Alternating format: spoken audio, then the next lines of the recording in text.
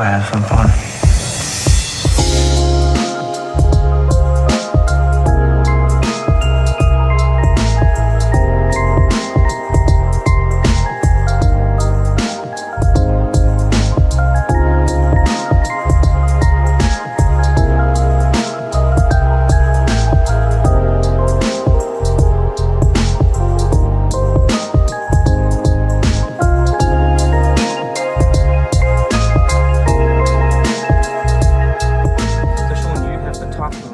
In Africa with the highest mileage electric vehicle. What made you investigate EVs? I'd love to say I was going to save the planet and do all those wonderful things, but my actual investigation into this when it started was really quite selfish. It was me wanting to save money.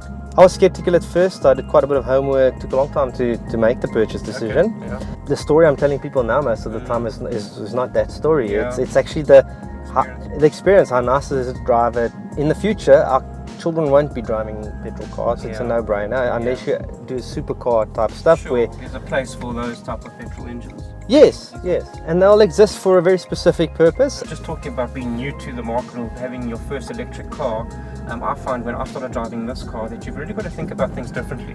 You can't come in with a petrol head brain. You know what I'm saying? Your mindset needs to be different. It's the way you drive the car. It's thinking about topping up the range and then topping up the battery. What did you find challenging when you first got hold of your first car?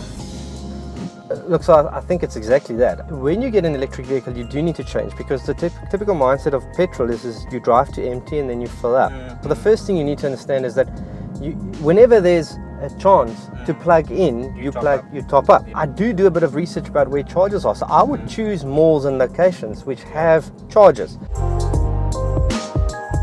So Sean, we are in the i3, the third generation BMW i3. Your electric vehicle with the highest mileage is a i3 first generation. What difference do you see between your vehicle and the new generation? I suppose the obvious thing is battery capacity. Sure. Other than that, the vehicle's more or less the same.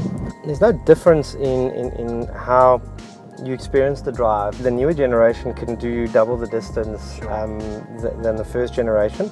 I quite enjoy the style of this car, to be honest. Yeah, to be honest, you either love it or you hate it. Sure. So my experience generally is that it is quite quirky. The car itself is an extraordinary car. You know, I think it was quite clever at BMW when they went for this electric model to not try and take one of the existing models and just electrify it.